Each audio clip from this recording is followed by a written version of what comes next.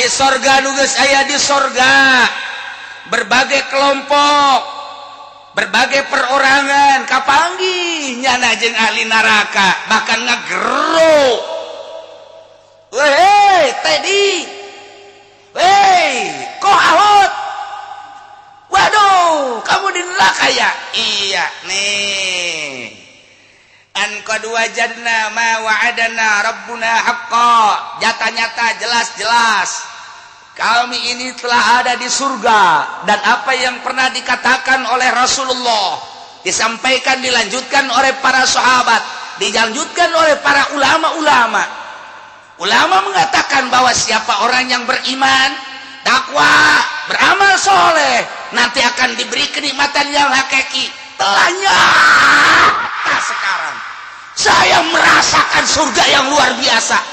Apa yang dikatakan oleh para kiai-kiai, yang kebetulan kiainya juga bukan kiai Golkar. Kiai Golkar mah nggak tahu sekarang di mana itu kepalanya, nggak tahu saya. Ini mah kiai yang asli. Ya, dia pernah menyatakan bahwa siapa orang yang beriman kepada Allah dan Rasulullah, beramal saleh, akan diberi kenikmatan yang hakiki, surga. Saya telah menemukan qad wajadna ma wa'adana rabbuna haqqan. Mantap bener. Bukan sekedar mantap, mantap. Ada apa sih itu di sana itu? Wah, tete banyak bener tete. Bismillahirrahmanirrahim. Wa nada ashabul jannati ashaban nar an qad wajadna ma wa'adana حقا فهل وجدتم ما وعد ربكم حقا قالوا نعم فأذن مؤذن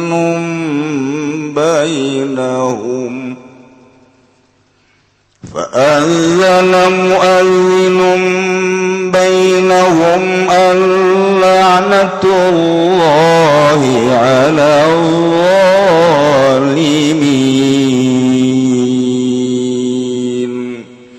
wallahu a'lamu bimuradi wa nadalan nyeluk sapa ashabul jannati pirang-pirang kang anduene surga ashaban naring pirang kang anduene neraka taqriron wa tabkitan Nara netepkeun lan kenara ngahinakeun an qad wajadna satune kalakuan iku temen nemu ingsun sadaya mawa dan aing barang kang wis ngajangjikeun ingsun sadaya rabbuna sapa pangeran ingsun sadaya minas sawabi saking ganjaran haqqo kalawan nyata. Fahal wajadtu maka anatan nemu sira kabeh mawa'ada kum ing barang kang ngajangjikeun ing sira kabeh rabbukum sapa pangeran sira kabeh minal azab saking siksa haqqo kalawan nyata. Qalu ngucap ya ashaban na'am ing lapad na'am inggih. Fa'adzana mu'adzinun maka nyeru sapong kang nyeru nada munadin tegese nyeru sapong kang undang bainahum ing dalam antarane bainal fariqaini tegese ing dalam antarane pantarara yani ashabul jannah ashaban nar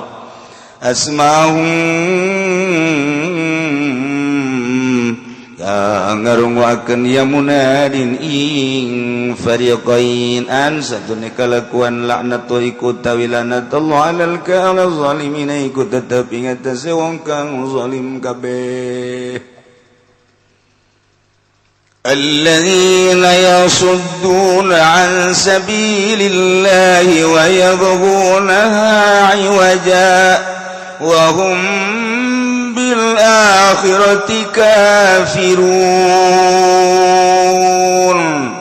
wallahu alam bimuradi alladzina nyatane wong akeh kang padanya gaya alladzina kabeh saing manusia sabilillah saking dadalan Allah dini tegese agama Allah wa yabguna lan nyupri alladzina kabeh sabilillah ayat lubuna tegas sejarah rupiah alladzina sabila ing dadalan agama Allah wajah ing bengkok muwijatan tegas kang ngabengkokaken wa hum lan utawiya alladzina bil akhirati kalawan akhirat kafiruna iku kang kafir kabeh.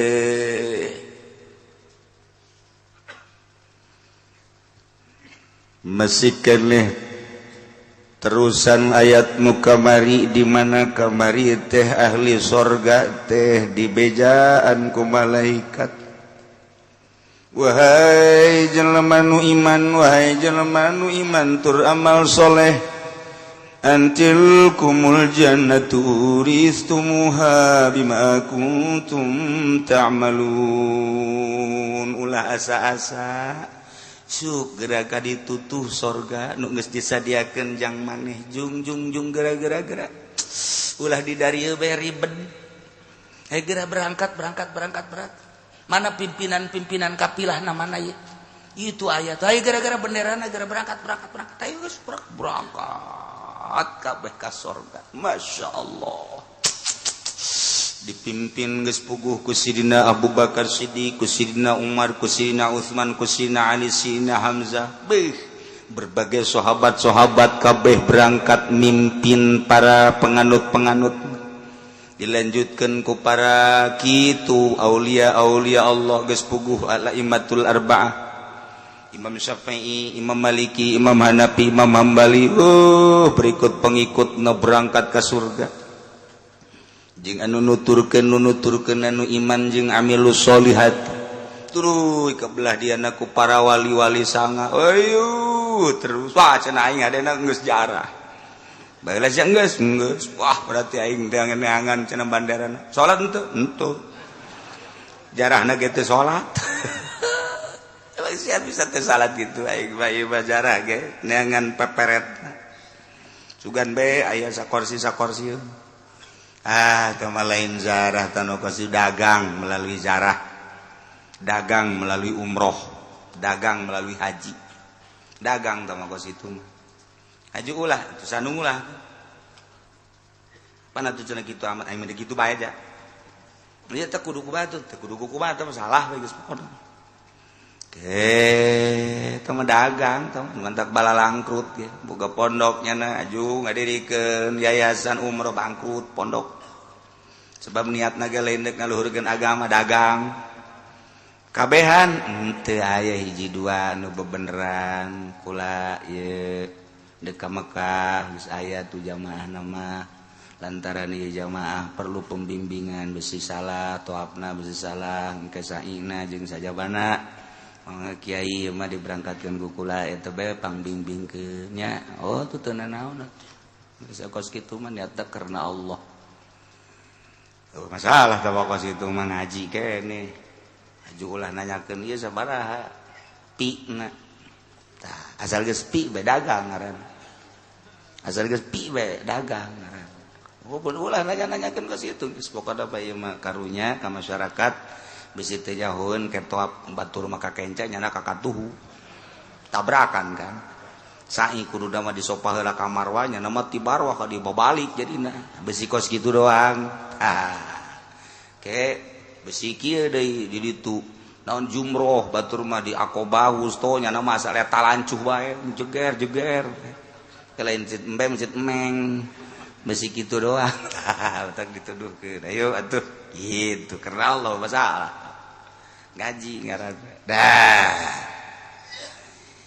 cik malaikat antil kumul jannatu surga wahai jelema nu iman tur amal saleh berangkat surga nu bagian maneh geus jelas ditambahan deui ku kafir-kafir anu jatah surgana ku ari jelas-jelas moal kunyana diwariskan ka maneh uristumuha dua urang boga tempat deui masyaallah bokingan urang asli hiji jeung warisan ti kafir-kafir wah rajas waduh lamun teh mah satempat aya 70 widadari sedengkeun tempat ieu 70 kali 70 wah teu bisa ka mana gugulingan di susu bidadari urang.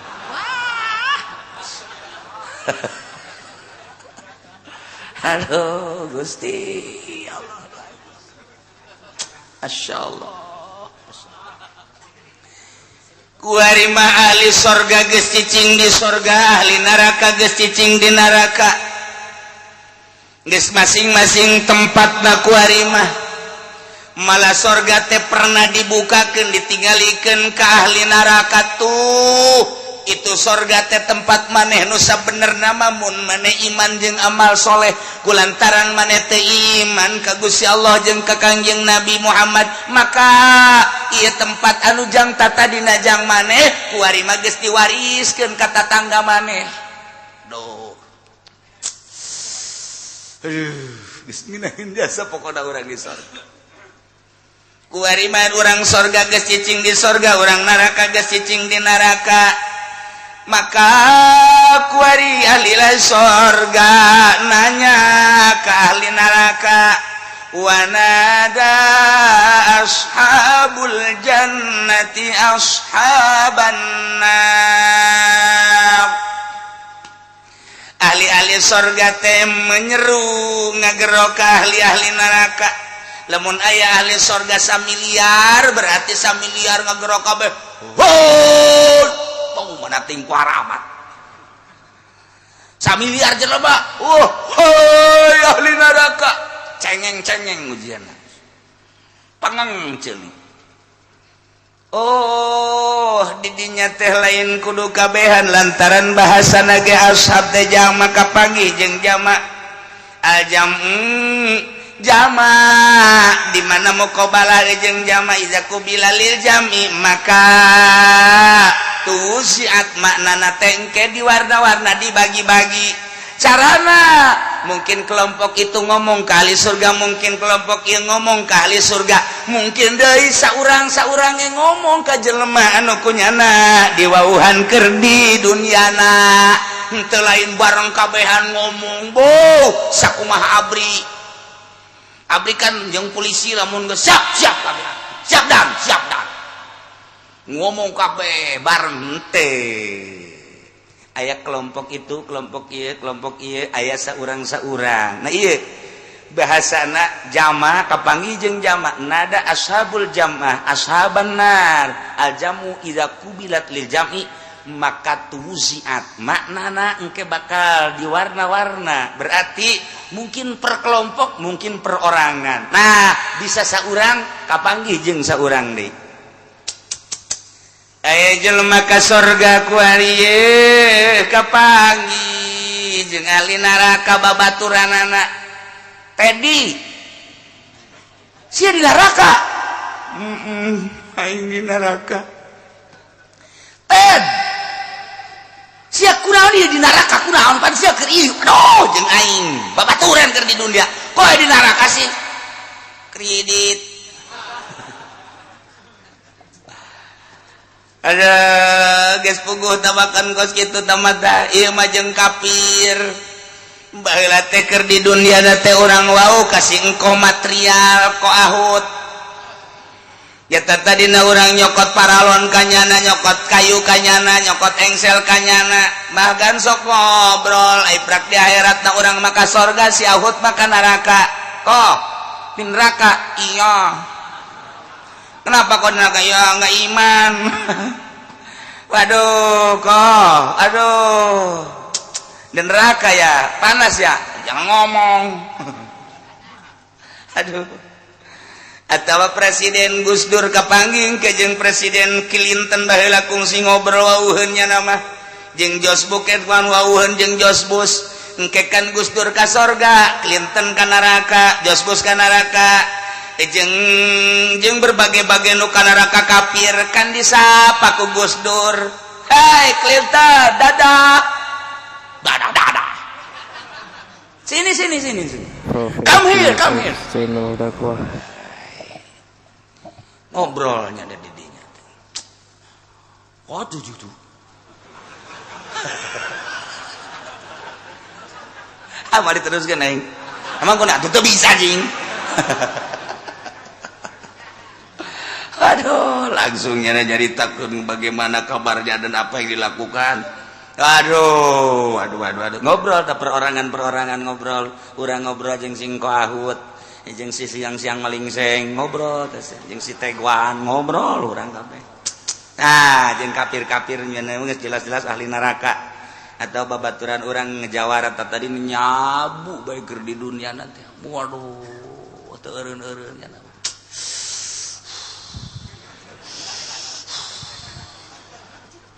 Nyaho kaler kidulnya geus teu nyaho naon teu nyaho naon kasanga saya keur keur aya di langit aing di langit sabaraha di langit ka-7 aing keur di Sidratul Muntaha goblok nyabu bakos kitu tolol saya kapanggih jeung saha waduh kapanggih jeung Gusti Allah tolol teh coba nu jamu mah bloon nu nyabu mah kan lamun kuahang kadengena ngadenge nyana mantes rajaban nyana asa ka langit ngadenge kitu Kangjeng Nabi kitu naon naik buruknya na asa naik buruk aing geung Jibril naik buruk ya kan Jibril urang mana bojong tolol taruh nyabu gele mah kecil nyabu mantep guys tambah ku ekstasi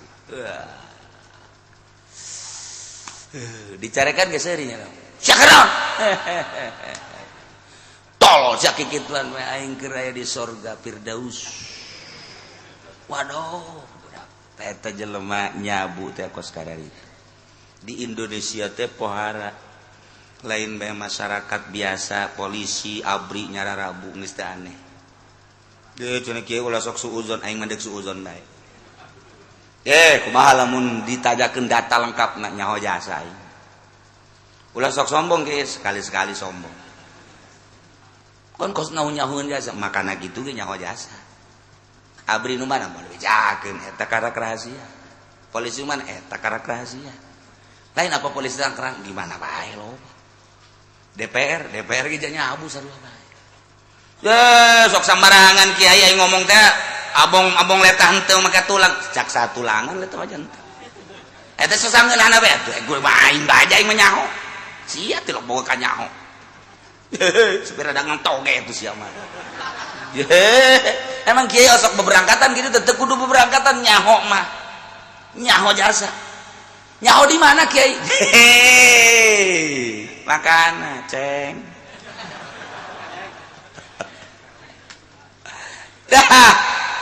ahli sorga nu geus aya di sorga berbagai kelompok berbagai perorangan kapanggih nyana jeung ahli neraka bahkan ngageru weh tadi weh kok ahot waduh kamu di neraka ya iya nih an qad wajadna ma wa'adana rabbuna haqqan nyata-nyata jelas-jelas kami ini telah ada di surga dan apa yang pernah dikatakan oleh Rasulullah disampaikan dilanjutkan oleh para sahabat dilanjutkan oleh para ulama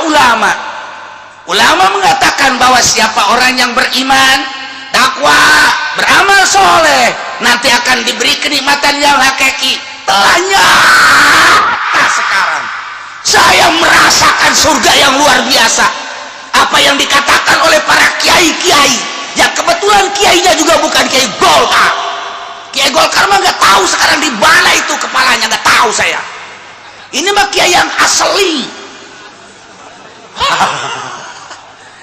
ya dia pernah menyatakan bahwa siapa orang yang beriman kepada Allah dan Rasulullah beramal saleh akan diberi kenikmatan yang hakiki surga. Saya telah menemukan qad wajadna ma wa'adana rabbuna haqqan. Mantap bener. Bukan sekedar mantap, mantap. Ada apa sih itu di sana itu? Wah, tete banyak bener tete. Berbagai potongan semua. Udah pokoknya enak sekali dah. Buah-buahan banyak di sana, kendaraan luar biasa. Oh, pokoknya mah pengen minum kita pengen air apa juga ada. Yang namanya bir Manson itu mah kecil. Oh, di sana di surga yang saya rasakan luar biasa banyaknya. Wah, pokoknya susah nyeritain jak.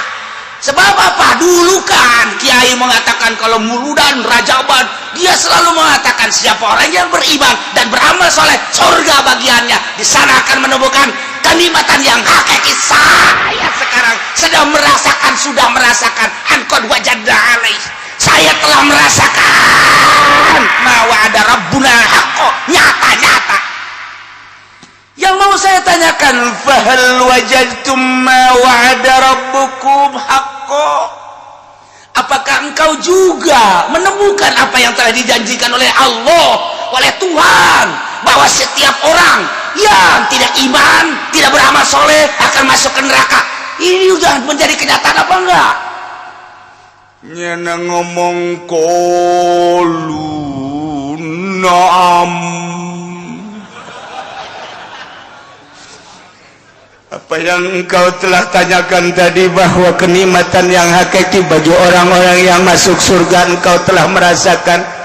Kami pun telah dijanjikan oleh Allah dulu waktu di dunia. Kami telah mendengarkan para kiai ceramah, orang yang beriman kepada Allah, beriman kepada Rasulullah Muhammad, itu nanti akan diberi surga. Kebalikannya, ketika tidak beriman dan tidak beramal soleh akan dimasukkan ke neraka. Jelas kami sekarang telah ada di desa neraka. Oh, kamu udah di desa neraka? Iya. KTP-nya nomor berapa sih? Jangan ngomong KTP, gue panas nih. Ke saya di neraka. Kenyataannya sekarang telah ada jelas. Ucapan-ucapan para kiai dulu mengatakan orang yang tidak beriman dan beramal soleh akan masuk neraka. Saya sekarang lagi di kulub-kulub. Apa itu kulub?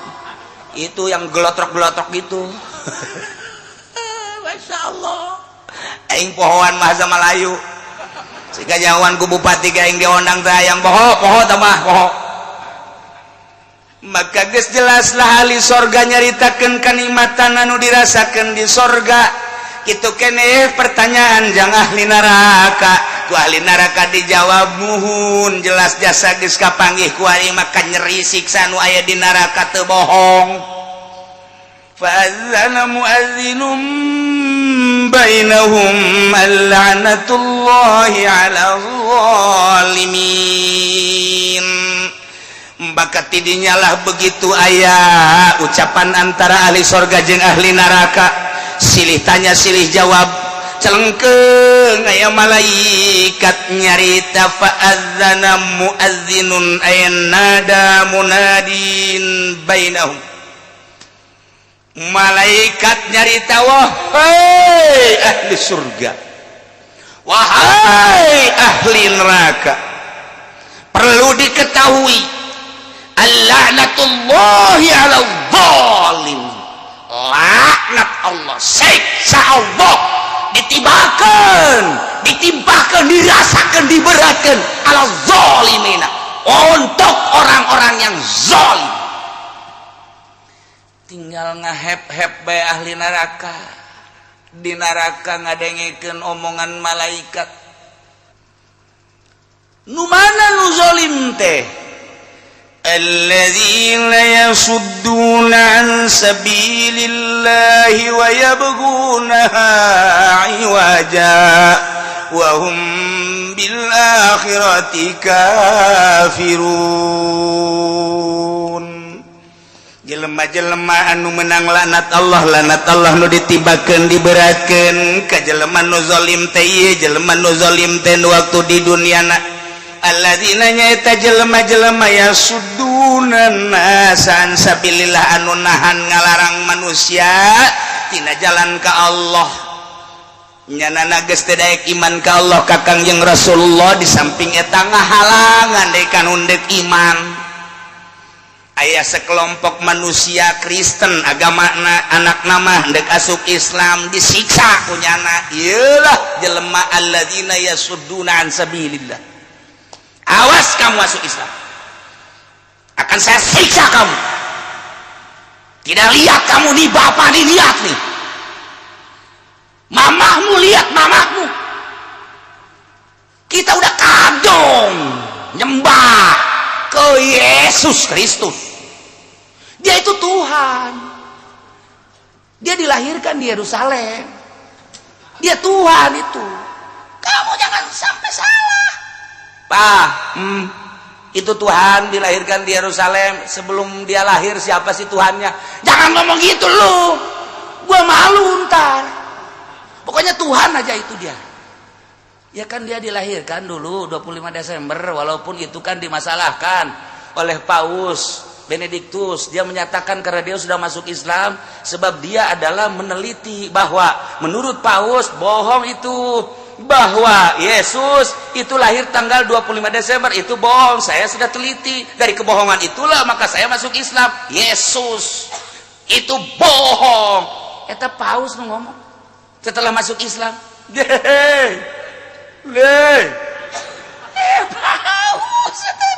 Paus Yohanes Paulus pun mengatakan bahwa Yesus Kristus itu Tuhan dituhankan sebelum dia wafat, sebelum dia meninggal.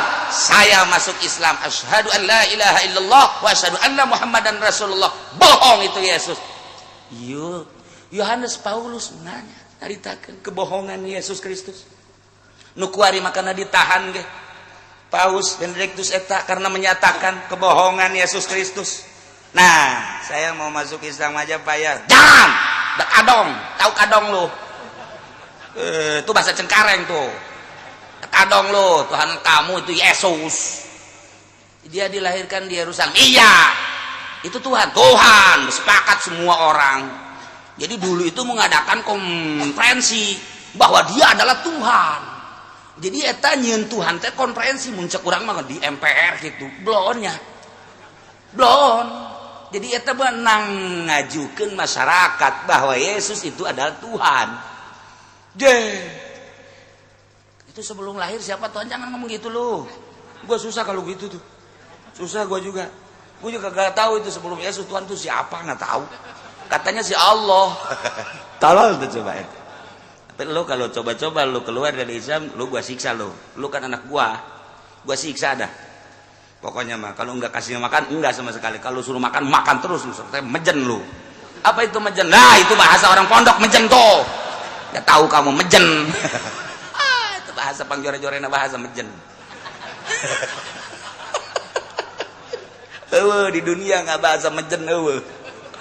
Masya Allah, tapi tetap baik hidayah mah datang, hidayatul khalqi, hidayatul irsyad, hidayatul taufik. Allah nu bogana kajen teuing di tengah-tengah masyarakat, di tengah-tengah keluarga nu kafir, wayah datang mah hidayah Islam baik. Boro-boro eta deui, ieu nomor 1 di dunia ngaranna ge Paus. Eta makan imamna Kristen mah, tapi tetap baik wayah hidayah nyulusup mah ku Gusti Allah. Iman mahal iman mah, tapi kadang murah. Anak Ki Haji urang Bitung cuman sekolah doang di Semarang, balik ka dieu asup Kristen. Murikak bulu urang mah. Aya deui jelema ka Yogyakarta kuliah bebenean nyana jeung Kristen, balik hanya setahun ka lemburna menta ka bapana ditikakeun jeung Kristen. Eta mah no Kristen tah mah Kristen, masa no kudu kawin jeung Kristen. Di puguku lagi geus asup Kristen. Nauzubillah min zalik. Mahal murah hidayah Allah nu ngatur. Ya Allah ya Rabbi, lamun urang nyaritakeun hidayah Gusti Allah nu agung. Abu Jahal kurang kumaha pinterna mamang ka Kangjeng Nabi tapi tetep bae teu iman ka Kangjeng Nabi. Ya Allah ya Rabbi, tetapi Ki Umer anak bangsawan jadi jelema anu hebat luar biasa, kaya raya nya nama, pakaian anake mun kuari mah puluhan juta, tetapi dibere hidayah ku Gusti Allah jadi pelopor jana perang di hareupnya. Hidayah. Hehehe, atuh hidayah mah hese. Jelema ti mana-mana daratang hayang ngadaekeun pangajian supaya leuleus hatena, supaya leuwih nyaho ka Gusti Allah. Hidayah datang, urang lembur di dieu mah endahan indit. Ulah seuris ya, seung serikeun bloon sia. Aing kasinggung. Eta teh urusan Allah, nu mantap kiai ulah sok mamarahan. Dititahna ge nyampai-nyampaikeun bae ulah sok maradu tah budak kunaon teu nurut ka aing. Ye, titah nurut ge lain ka sia ka Allah. Matak lamun aya kiai ngomong kieu, aing asana pindah meureun di dinya. Emang kunaon? Teu daekeun narurut ka aing. Salah balilahan ta kiai. Tampiling habak tah kiai kos kitu. Siana bae ibadah. leuwih ti sia ajakan daekeun alhamdulillah teu daekeun atuh sia bae nu bener jalain kita nurut ka sia ka Allah kitu lah cenah kiai geus teu narurut cenah ka kula di ditu mah deuk pindah bae aya eueuh dirinya masjid aya nu salat aya berarti kan nurut ka Allah teu nurut ka sia aya naon di hate sia da jelema nama masjid geus aya ibadahna geus salat geus berarti nyaho ka Allah adapun teu nurut ka sia ngaji teu daek da ngaji ka sia dan lain sebagainya siana berarti teu wajar dituturkeun ku urang dinya lantaran di jerona aya proposalan ye dibabetkeun hulu sia ku aing sia tuh pan sia mah cenah kiai mah sayu kos kitu bae aing mah kos kitu pugu ngomong ulah nyalakeun di diri sia introspeksi jalan kita nurut ka sia ka Allah urang cicing di dinya teu ngaji ge teu magahan ngaji jelema geus balaleuneur teu kudu ngaji ibadah bae ka Allah maca Quran nu loba maca shalawat nu loba zikir nu loba jehe ulah sok aju kulaonnya teu daekeun ngararaji ka aing hawa nafsu eta kos kitu jehe nah alladzina yasudduna an-nasa an sabilillah nahan teu meunang ngasup Islam saya Kristen yasudduna an sabilillah saya Yahudi yasudduna an sabilillah urang kuari lamun nyaritakeun tentang penganiayaan Yahudi terhadap Islam Masya Allah aya nu geus 3 peuting saminggu teu dibere dahar datang ka dinya sugan teh dibere dahar tonjok yeuna huluna ku pistol ces golepa seringan penganiayaan Yahudi terhadap Islam emang kos kitu Yahudi mah ti baheula ulah dijadikeun ku kumaha biasa bae urang mah ibadah ka Gusti Allah geus aya catetanana di Lauhil Mahfuz apa kos kitu nyana mah nyana urang mah urang bae kuari nyaritakeun tentang dakwahna Yahudi di Indonesia je atuh emang nyana mah ti baheula dakwahna kos kitu nya nama deuk ngayahudikeun Islam urang na bae sing kuat iman ka Allah iman ka Kangjeng Rasulullah kakarak dibere kredit na ge urang ngelai kakarak dibere televisi bae ge ngelai dibere tayangan-tayangan bae ge urang ngelai datangkan teu berjamaah mimitina kablah ditu lemah teu salat je atuh urang anu salah jadi urang anu bener mah ya teu hayang aing diperbudak ku Yahudi piceun ta televisi kurang emang sireman ganti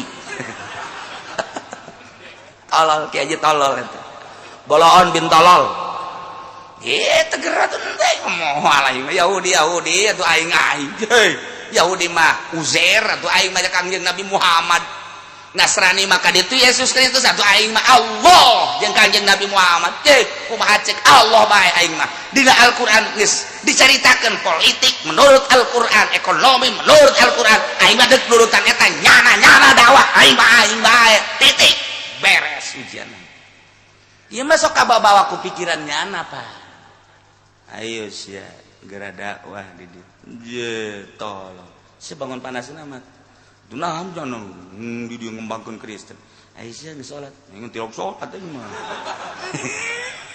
orang pada yang seri Aisyah balinger kan ya itu pokoknya mah aing mah teu sholat ge aing kudunya ngembangkan ieu bentar ayang ngomong atuh pikiran siapa heulanan kudu sholat lah kalau mau naon siapa pokona tak sebab nu kos kitu mah okos bener bae engke da tidak boleh panggil nya aku pendeta kamu ini ada apa sih? Pokoknya nggak boleh ngembangin di sini, nggak boleh. Kami yang merasa tenggagu.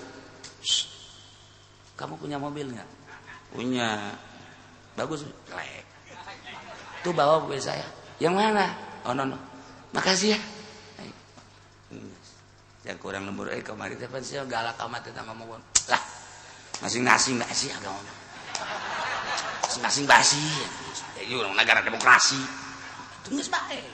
Kurang nyana-nyana kok beda jeung kamari lo omong eta sih ganti mobil nanti mana eta lah masalahna tuh kan aing teh salat kos kitu aing salat lah ibadah teger mah ngaganggu kana salat aing ngaganggu kana perjalanan ibadah aing ieu teu beres ye kajian kumaha eta urang kan kababawa ku hari kababawa urang ku hari make pakaian ketika Natal milu make nu moncongong ka dieu milu trompet milu urang lamun nyaho sejarah nama sedih sebenarnya kumaha di Spanyol baheula aya Raja Isabella pan Spanyol teh negara Islam mantak loba ulama jebolan Spanyol orang Spanyol ketika raja tersebut ningali kebiadabanana maka dibrondonglah muslimin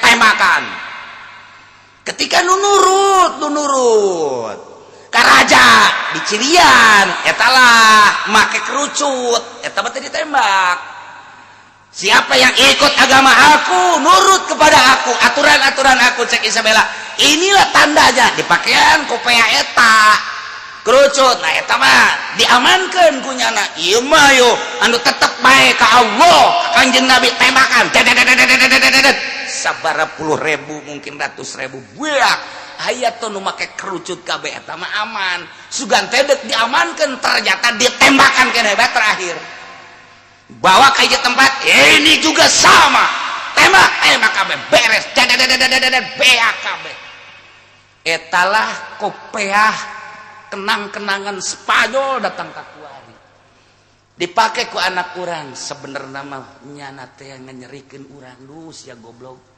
kunaon make kopeah kos gitu eta teh penganiayaan terhadap Islam urang teh nyaho sejarah dipakai bae pan ku urang anak urang dibelikeun nyok tolong aja pamajikan urang milih hiji deui cenah jang di dieu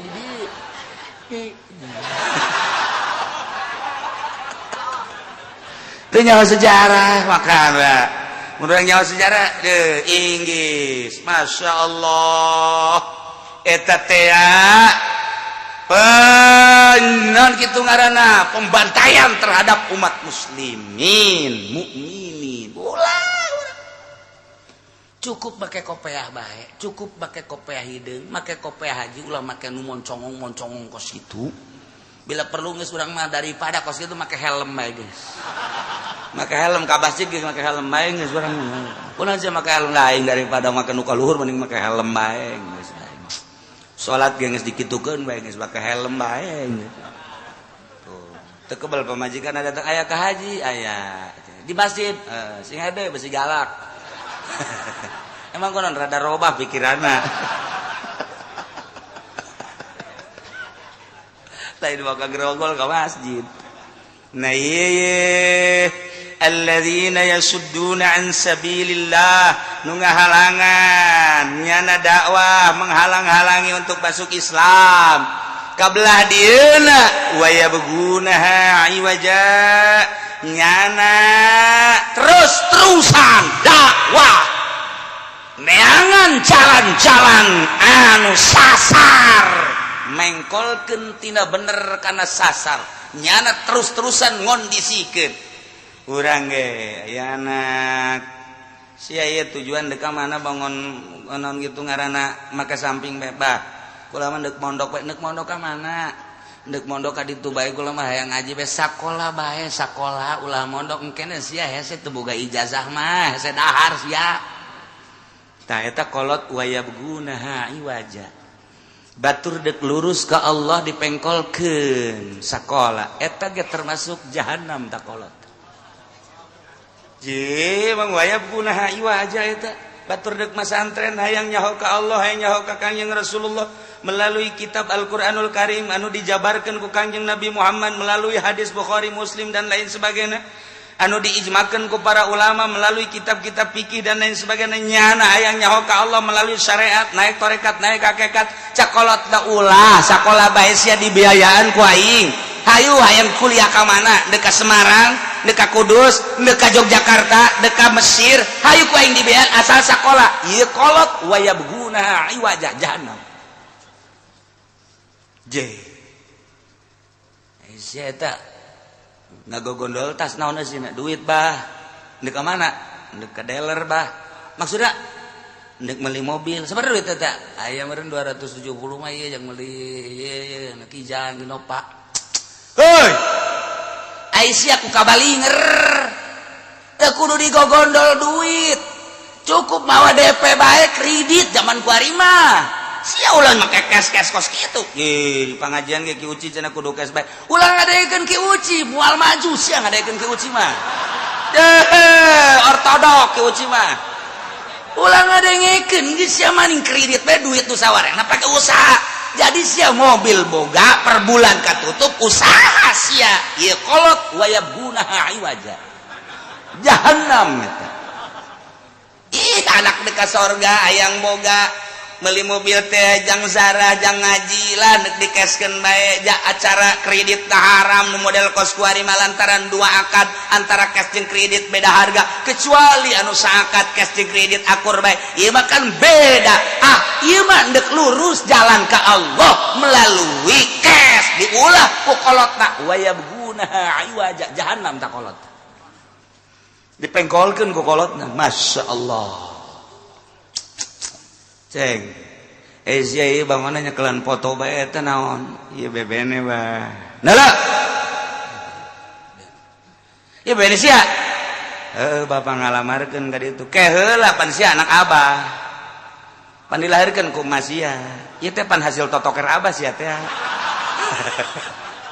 abah bebeakan amat bah maksudna sia supaya nurut ka aing capek nyeun sia nu bener bah ye ieu kieu caritana ieu si bebene sia ieu make jilbab make samping emang santri di mana mondokna di Kinasuha Putat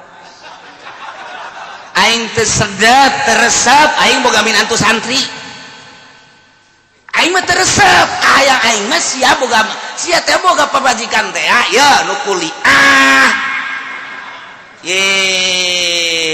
bahasa Inggrisna hebat bahasa Jepangna hebat bahasa Koreana hebat tah eta nu kos kitu wah nu make jilbab kos kieu mah teresep ye boga minantu kos kieu ye paling ge salat bae kos kitu kita dagang teu bisa kita nanaon teu bisa teresep aing mah kajen teuing teu salat pokona majikan sia asal modern ieu kolot wayabgunaha iwaja jahannam ya kolot loba jasa ieu kolot di urang kan nu jahannam asana bagi dua buah di majelis ge ieu jahannam kabeh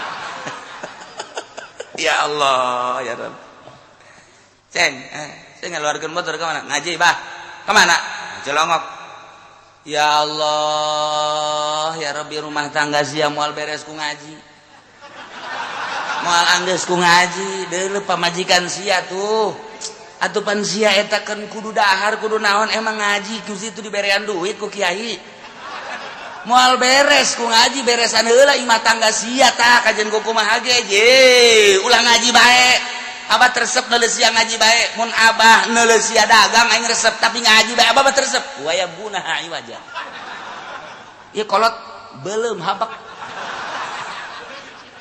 bawakeun obor ku naon sia beuleum abah pendek beuleum daripada di neraka mending ku ari bah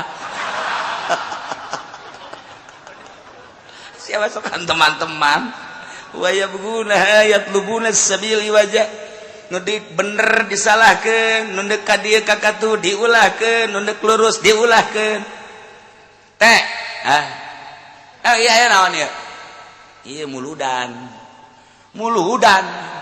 bidah teh so macem-macem segala muludan segala naon nyaritakeun Kangjeng Nabi kan lah geus teu kudu muludan ya di dia ya tah teu kencan muludan geja salat biasa sagala biasa ini muludan gandeng ngakeun muludan sagala rupa ieu mah kokolot lembur ngakeun muludan supaya rabat tambah cinta-cinta ka Gusti lah bedakeun geus teu kudu muludan wayabgunaha iwaja jahannam tah budak jahannam usir habak jangan kos gitu ya brak usir diusir beneran wayabgunaha iwaja nu loba jasa ieu mah nu wayabgunaha iwajana nu mengkol-mengkolkeun nah anak kamu ini cita-citanya pengen jadi apa letik kan saya cita-citanya pengen jadi ustad jangan jadi ustad jangan coba jangan apa jadi apa saya pengen jadi kiai bah jangan nggak bagus apa jadi apa masinis aja ya masinis kereta api belum tak kolot jadi ustad ulah jadi kiai ulah jadi masinis satu naon bedanya jeung tukang beca masinis mah ngan beda saeutik doang itu mah buleut setirna ieu mah panjang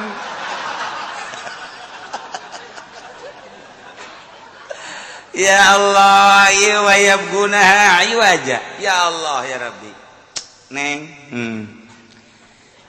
ieu kakak kieu neng naon jaimah geus teger mobil atuh geus aya 3-4na perusahaan geus maju Quran kan nitah nyandung nah ieu mah kakak mandek adil seadil-adilna pokokna mak mundi neng 2 poe di dieu 2 poe mundi neng sapoe di dieu sapoe itu mah kumaha musyawarah jeung para syaitonir rajim engke nah ieu kumaha neng tah kumaha tah kira-kira jai imah geus teger kendaraan aya kakak usaha geus alhamdulillah asana meureun sapoe 10 juta mah kakak teh akan ngahasilkeun ka Jakarta ku neng di bank ge loba keneh kan duit nah ieu mah kan masalahna ieu karunya loba awewe anu teu boga salaki ger terutama aya janda-janda aya yatim tah karunya ka yatimna kakak mah atuh heuh ja kakak mah ai soal kikituan mah jeung neng ge kurang kumangan yatim kan aya mere langsung ka yatim mah kan teu bagus aya kitu mah kan makna dikawin kan jadi yatimna kan bagus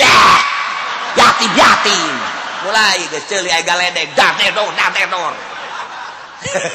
ieu bandek lain nanya wah kitu ieu mah kira-kira ridho teh henteu wayabgunaha iwaja tuh siapa emang hayang meureun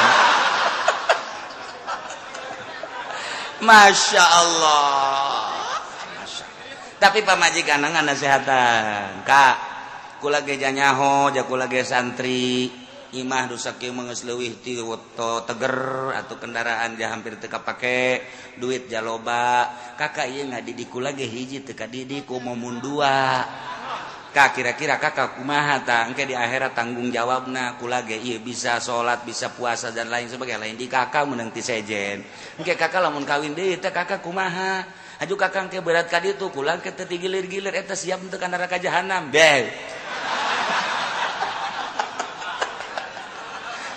tungtung nama tol adena cek awewe emang siapa yang kitu bae dasarna sia man bung wayab gunaha iwaja udah loba jasa ieu mengkol-mengkolkeun jelema tina arah nu lurus ka Allah ka Kangjeng Rasulullah dipengkolkeun walaupun undek pesantren dipengkolkeun sakola walaupun undek kes dipengkolkeun kana kredit walaupun nu cita-citana yang jadi bagus dipengkolkeun dan lain-lain sebagainya cara dagang nu bagus mah kieu dipengkolkeun ku urang ku cara Yahudi di Islam kudu kieu dipengkolkeun ku urang ku cara Nasrani dipengkolkeun ku urang ku cara kafir wayabgunaha iwaja iyalah jelema anu zalim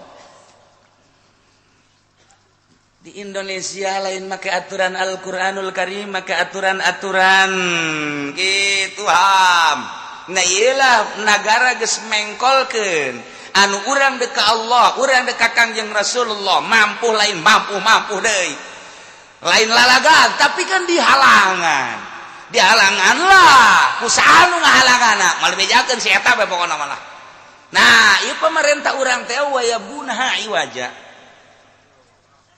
sebab teu make aturan-aturan Al-Qur'anul Karim zalim mun nyaritakeun pemerintah adil di Indonesia eueuh sahuntu-huntu acan sebab teu make aturan Al-Qur'anul Karim ketika kajian geus teu make aturan Al-Qur'an maka demokrasi asal sing bener demokrasi mana buktina wayabgunaha iwaja polisi yabgunaha iwaja abri yabgunaha iwaja DPR yabgunaha iwaja kitu kene pamarentah yabgunaha iwaja tinggal tunggu we paeh jahanam di cenah kiai sok sangeunah nabi ulah kitu atuh nyuran aing mah kitu bae supaya sadar doang ieu masalahna oh heueuh supaya kitu doang. Nah, malaikat nyarita al-lanatullahi 'alal zalimin. Lanat Allah dibikeun dibere, ditembelkeun ka jelema nu zalim. Yane, jelema nu ngahalang-halang kana agama Allah, jelema nu mengkol-mengkol kana lurus supaya belok, supaya mengkol. Iyalah bari manehanana wahum kafiruna bil akhirati nyana teu percaya ka akhirat geus pugu Yahudi geus pugu Nasrani teu percayaeun kana yaumul jaza jaga di akhirat kitu kene berbagai kafir teu percayaeun di akhirat bakal aya babalas urang ge percaya kosdu teu percaya lantaran cak haram cak agama nyana terus bae ngalakonan haram ieulah sarua jeung wahum bil akhirati hiru ahli surga nyarita jeung nanya ka ahli neraka ternyata nyaritakeun tentang kanikmatan di surga kapagi nu baheula hanya carita ku hari bakarasa kitu kene neraka nu baheula hanya cerita ku hari bakarasa coba dongeng Kangjeng Nabi anu ngerenyet hate urang nu sabenerna mah ketika berjamaah Kangjeng Nabi ngabariskeun jajaranana kadeuleuh si A si B si C unggah salat kadeuleuh si A si B si C satu ketika nu saurang ka mana si eta muriang cenah oh muriang dilayat juk Abu Bakar urang ngalayat ka ditu barang dilayat ka ditu sehat keur diuk bae kieu aya naon deh Rasulullah bejana maneh ieu cenah muriang pan teu aya berjamaah muhun abdi muriangan sanes abdi nu muriang nama kunaon abdi ieu lain muriang naon manuk abdi maot abdi hajus leuleus oh atuh teu naon kemaotan manuk haju ngajadi leuleus kula tetep taziah ka anjeun paeh manuk ngalayat tatangga paeh di urang teu galayat urang wahara Kangjeng Nabi mah hese nuturkeun lagi masyaallah istimewa tak ilah Kangjeng Nabi teh dicaci dimaki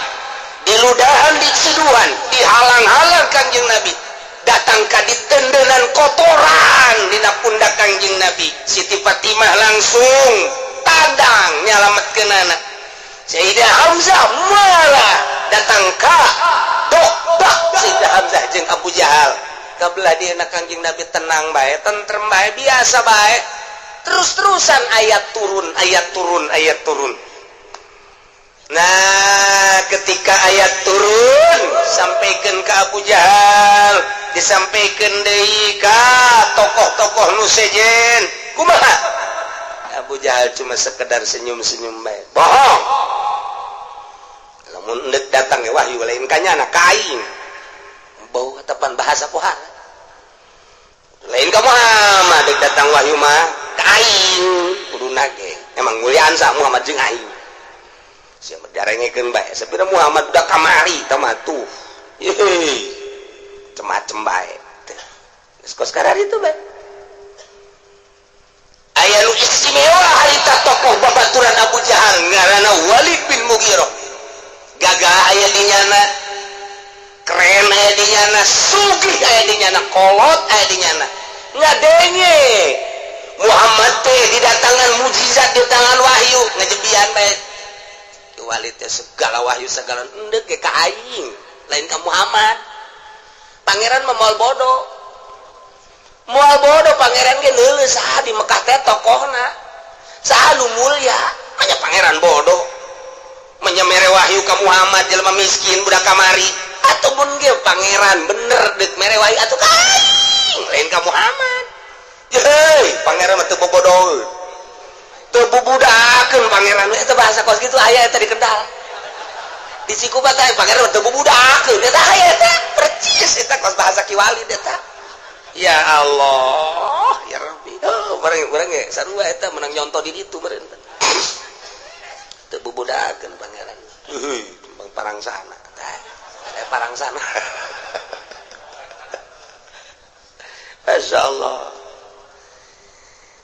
Zaki Walid law kanatin nubuwatu haqqan lakuntu ana aula biha minka lianni akbaru minka sinnan wa aktsaru minka malan Muhammad aduh hareup jeung Kangjeng Nabi sia udah sok macem-macem segala ngaku diturunan ayat ngaku diturunan wahyu ye dengekeun deuh kumaha sia ye saha ye aing ye aing teh tokoh di Mekah dengekeun ku sia ye Muhammad udah sok sambarangan segala ngaku-ngaku dibere wahyu segala macam-macam ya law kanatin nubuwatu andai kata kenabian ieu hak lakuntu niscaya kaula ieu leuwih hak leuwih utama tibatan anjeun jadi nabina lantaran kaula leuwih loba hartana leuwih kolot tibatan anjeun umurna moal datang ka kasia mun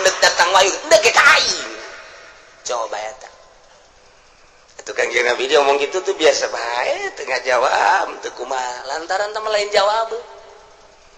lain jawab hasud teh mah geus teu meunang diladenan tah kulantaran Walid bin Mughirah pohara jasa ka Kangjeng Nabi hasudna datang ka ngomong kitu ya Muhammad lamun bener kanabian bener turun ieu kanabian ku ari lain ka sia kai kageun ku kumaha ge sebab aing loba harta tibatan sia jeung loba tibatan sia awas sia ngaku-ngaku deui turunlah ayat ieu wa iza ja'atuhum ayatun qalu lan nu'mina hatta nu'ta misla ma utiya Rasulullah wallahu a'lamu bimuradi wa iza ja'atum di mana-mana datang ke ahli-ahli Mekah ayatul mujizat ayat ala sidkin nabi kana ngabenerkeun Kangjeng Nabi bahwa Kangjeng Nabi teh nabi qalu cik ahli-ahli Mekah teh lanu mina kami mah moal percaya sama sekali bahasa nagelan huruf napi nasab istiqbal paten huruf lan tepaten jadi lamun urang ngaji nahwu teh ya ieu huruf napi macam-macam aya la huruf napi aya ma huruf napi aya lam huruf napi aya lan huruf napi paedah-paedahna kudu diaji urang mah keur narkib mah biasa bemla la huruf napi ma huruf napi lam huruf napi jazm muqallab lamun lam huruf napi nasab istiqbal ngan di kitu-kitu dah begitu urang notor kana makna hiji-hijina huruf napi pohar mentak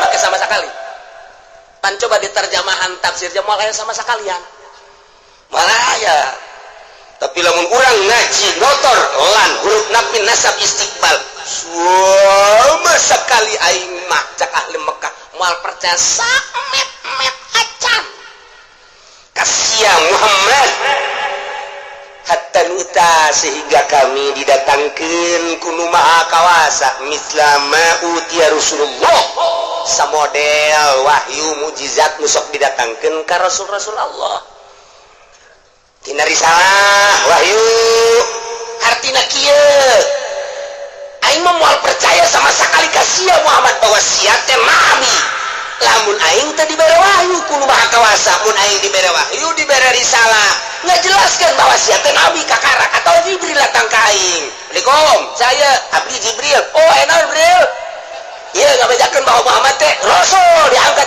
ku Gusti Allah kakarak aing percaya satungtung aing teh dibere wahyu aing teh dibere risalah aing teh kadatangan Jibril aing teh percaya ka sia Muhammad pan eta lain lalaga heuh bahasa geus pohar jasa Masya Allah mantak bahasa lan layaflahal qaum walau mual bahagia kaum masyarakat di hiji negara nu masrahkeun urusanana ka konde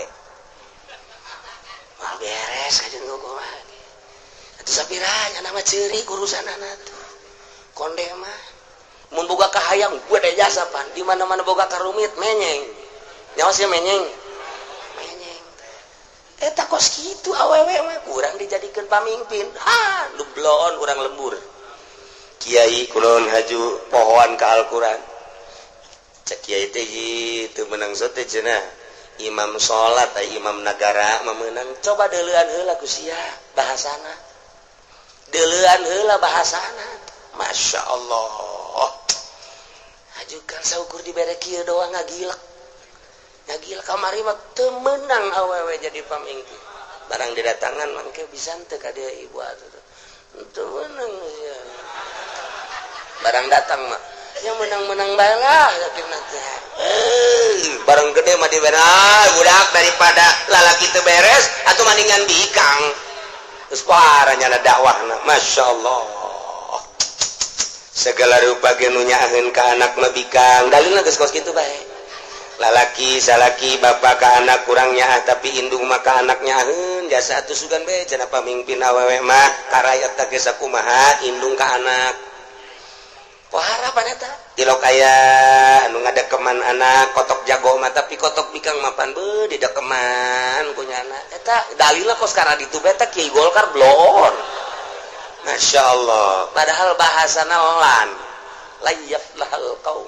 Ya Allah. Iya kesarwat. Lan nu'mina hatta nu'ta mislama utiya Rasulullah. Cek Walid bin Mughirah. Ya. Li'ana aksaru malan wa akbaru sinan. Aing dalawi loba harta sugi aya di aing. Wa aksaru silu akbaru sinan. Kolot aya di aing. Moal bubudakeun pangeran ge. Mun teh mah neuk ngangkat nabi pasti ka aing kajen kumaha ge aing teu percaya ka sia Muhammad sia sebagai nabi. Lamun aing teu dibere wahyu ku Maha Kawasa ngajelaskeun bahwa sia nabi atawa Jibril datang ka aing bahwa nganyatakeun malaikat Jibril sia teh nabi karak aing percaya. Moal bisa tama kos kitu mah bahasa sogol tama bahasa hasud. Bahasa hasud tama kos kitu.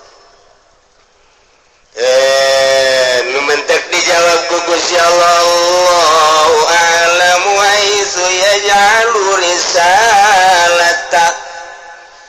Urusan nurunkeun ka rasulan Gusti Allah, nurunkeun ka nabian Gusti Allah, jelema nu deuk diangkat jadi nabina atuh eta teh makhluk Allah, hamba Allah. Atuh urusanna hak beta mah Gusti Allah secara mutlak nyanggakeun sadaya-daya cek Allah. Allahu a'lamu Allah anu maha uninga. Esu ya jaluri salakan ngajadikeun karasulan terhadap Kangjeng Nabi hamba Allah. Ih atuh dek naon dipake ka hayang-hayang. Ih atuh teh urusan Allah. Sanajan sugih aya diwalid, gagah aya diwalid, kolot aya diwalid aya ku Allah henteu dek dipilih mah atuh kumaha Allah bae. Abu Jahal sakitu pinterna gagah aya di Abu Jahal, pinter aya di Abu Jahal, segala rupa aya di Abu Jahal, tapi ku Gusti Allah henteu rek diangkat batu henteu bae. Kangjeng Nabi jelema fakir, yatim Kangjeng Nabi, tapi ku Gusti Allah dipilih atuh ku Gusti Allah dipilih mah Allah maha uninga. Nek dikumahakeun ge kumaha Gusti Allah bae atuh. Masya Allah. Tuh. Dumantek Gusti Allah mah uningaeun sama sekali uningaeun persis uningaeun secara mutlak kana tempat anu bagus jang piteundeun liwat di hari salah nu mantak piteun dan ku Gusti Allah karisalahan jeung kanubuahan ka Kangjeng Nabi wa haula'i laisu ahlan laha eta mah ahli-ahli Mekah anu buang kawara anu sararombong ngarasa sugih ngarasa gagah ngarasa pinter laisu ahlan laha teuh lain ahlinya nama kana karisalahan buang kawara mualahnya nama kitu ngedebak malahnya nama ngahalang kana kanabian jeung karasulan. Emang hasud mah kos kitu. Hasud mah kos kitu. Eta keur carita ngangkat kenabian terhadap Kangjeng Rasul. Kabelah dieuna ngangkat kesahabatan. Kabelah dieuna ngangkat kawalian. Ngangkat ka ulama soleh. Ulama salafus sholihin diangkat ku Gusti atuh emang enggeus diporsi-porsi ku Gusti Allah. Ye dik diangkat jadi wali. Dibere kuat bae. Dibere kuat bae diangkat jadi wali ku Gusti Allah teh hiji peutingna teh sare bae kuat bae. Kadua zikirna kuat bae. Katilu dibere dahar saeutik kuat bae. Nginum saeutik dahar saeutik kuat bae aya wali anu model kos kitu. Aya wali dahar bae biasa tapi diangkat jadi wali atuh kumaha Allah bae. Jadahar gembul nginum gembur hees kerek biasa. Awakna melintu biasa tapi jadi wali atuh kumaha Allah bae. Tambah jauh urusan Allah ngan ieu perjalanan mah kudu kos kitu bae sebab ninggalkeun opat nek jadi wali teh hiji makhluk nomor kadua dunia nomor katu nafsu nomor kaopat setan kan saukur sakitu. Lamun urang geus eueuh nu opat urang bakal akur jeung malaikat geureuh. Mantak roh urang teh engke bisa ngobrol jeung roh muqaddasah. Lamun urang geus bersih di diri urang. Ulah aya hasud, ulah aya syirik, ulah aya takabur, ulah aya hubul jah, ulah aya hubul mal, ulah aya hubur riasa di jero ieu teh. Masyaallah. Piceunan kabeh nu kos kitu teh. Ulah aya koret, ulah aya kitu bodoh, ulah aya goplah. Piceunan bersih sakumaha kaca mentos dibersihan herang sinar bakal keluar sinar ilahi nilai jelema bakal akur bae nu sugih dadamelan Allah nu sudah susah dadamelan Allah inu gagah dadamelan Allah nu lemah dadamelan Allah sadayana ge ieu sadayana dadamelan Allah adapun kasepna adapun jorekna neuleuh urang kanyana kasep jeung jorek eta mah nafsu nu biasa diwatekkeun kana mata jeung kana ceuli sebab watak mata urang teh mun neuleuh hayang kanu indah-indah watak ceuli mun ngadenge hayang kanu merdu-merdu watak irung mun ngambeu hayang kanu sengit-sengit watak letah mun ngarasa hayang kanu lazat-lazat eta mah watak manusia disebut manusiawi di mana-mana urang can ngageser eta moal diangkat jadi wali ku Gusti Allah sebab urang bakal aya perbedaan bae neuleuh jelema ieu mah gelis ieu mah goreng ieu mah naon kitu gagah ieu mah teu tetapi lamun geus perwatakan ieu dileungitkeun ku urang saeutik-saeutik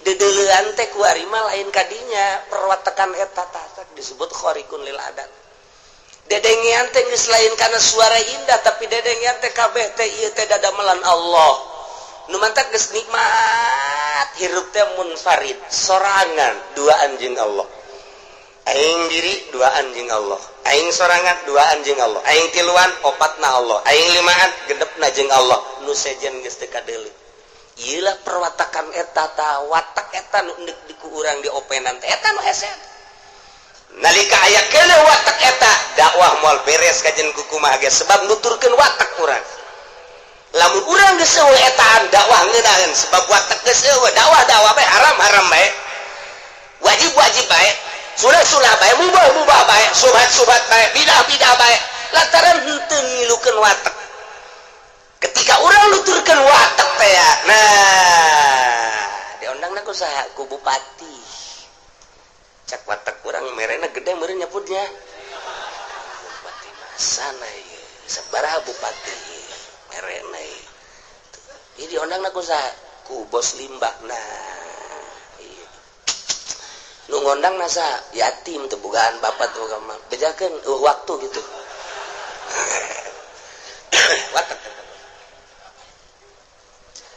watak eta kos kitu tah eta mun masih kene aya wawatekan eta moal luhur agama mah moal luhur ku ajun teh ngomong saadag-adag tetep moal luhur sebab aya kadua di jero hatena dakwah teh aya kadua mun geus galeungitkeun watak eta kakarak cel agama luhur contohna dicekel ku para wali Allah kusababnya da geus galeungitkeun watak eta hiji bae Allah nomor kahiji nu sejen nama nomor sabaraha nu mantak Allah lalu kadeuleuh urang mah makhluk lalu kadeuleuh Allah nomor 2 ibadah teh urang mah sesa gawe tani sesa tani karak ibadah gawe sesa gawe karak ibadah di kantor sesa ngantor karak ibadah jauh waktu sama ka Allah ai waliullah mah ka Allah tani geus nomor sabaraha digawena nomor sabaraha ngantorna nomor sabaraha dina zahirna ngantor ge hiji we Allah nomor kahijina urang mah pan nomor kahiji dunia jeung makhluk Allah na nomor 12 moal beres kajen ku kumaha ge tah ieu lah nu ngaleungitkeun watak eta nu hese teh supaya neuleuh akur bae ka parawan jeung ka nini supaya akur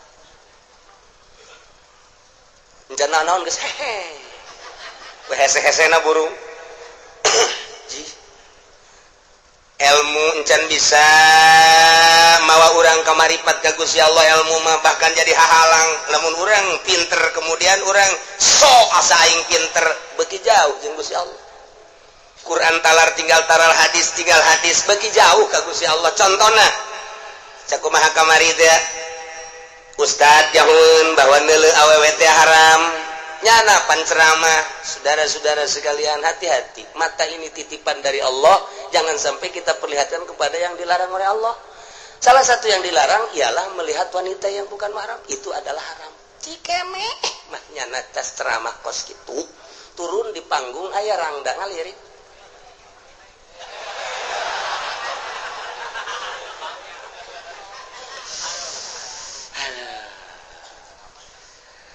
ngedeketan nomor HP-nya berapa sih? Ayo siat si kene ceramah begon ilmu tuh bisa ngehalangan kan sebab naon eueuh ma'rifatan bohong berarti nya ada ceramah ketika geus aya ma'rifatan urang bareng lempang aya wewe nu digigireun urang melantaran eueuh ma'rifatan lalu Wallah amat tuh budak. Masya Allah. Ya Allah pipi na parah. Tapi ketika orang aya maripatan mah ditegur ku Gusti Allah. Hara. Ulah di dulu. Atuh biasa bae. Sakumaha deuleu kadal bae. Mah kadal atuh kadal mah liwat teu liwat kitu bae. Urang suka ngerenyet aya kadal dan henteu. Atuh lain berarti nyana kos kadal lain. Kayak gue kadangin mah ku awe bu aing dianggap kadal ku sia lain gitu. Oh pangaruh ka urang. Ditegur ku Gusti Allah ketika aya suara-suara musik, weh calon presiden urang keur nyanyi. Pak aya anu kitu encan marifat ka Gusti Allah nya nambah ngagadeukeun. Oh piano. Dilenget-lenget ngenaheun oge tah. Waduh, ngenaheun oge. Padahal ilmu aya di nyana. Teu meunang ngadengkeun musik. Ilmuna aya di nyana. Eta ilmu can bisa ngahalangan. Tapi jelema nu geus marifat ka Gusti Allah ketika ngadenge, cek Gusti Allah ulah dengkeun musik kos kitu alatul malahi hara. Allah negur. Entak dihipiz ku Allah diraga, diraksa, dijaga. Allah nu ngajagaan mata urang, nu ngajagaan ceuli urang. Diuk bisa bareng, lempang bisa bareng, ngehijian bisa bareng, perasaan moal bisa bareng. Moal bisa bareng. Sebab si itu mah teu bogoheun ka sarwiti, aing mah bogoh ka sarwiti. Moal bisa bareng. SMS na lain deui. Oh. Waliullah mah tenang bae. Rasa kungakuan sebab Allah ngajaga. Allah ngaraksa. Eta nu mahal mata kos kitu tah. Nah, eta kunaon eta? Iya nyana napaan mata supaya watak minimal kurang. Napaan ceuli minimal supaya rada kurang perwatakanana. Nu menta ka ditu na cuekan mah teh hayang nonton TV teh hayang ka radio teh hayang nanaon teh hayang. Jageninganan cak Allah ulah. Oh, atuh geus bae. Geus bae jadi saurak seakan-akan nyana teh babarengan karasalah ayat innallaha ma'ana wa huwa ma'akum aina ma kuntum. Allah teh bareng jeung urang di mana bae urang ayana. Atuh ana bareng jeung Allah mah isin ketika urang deuleu nu dilarang ku Allah. Isin ketika ngadenge nu dilarang ku Gusti Allah. Allahna anu ka urang ngajagaan. Urangna berangkat wahaja sekuat tenaga hayang ulah neuleuh moal bisa. Kiai gede jasa ilmuna tapi ku Allah teu diraksa atau kiai mah kiai bae udang-udang mah gede di udang-udangna gede menceramah teh ya sorban ka dieu make jubah biasa. Woi saudara-saudara aya nu geulis ka dieu bae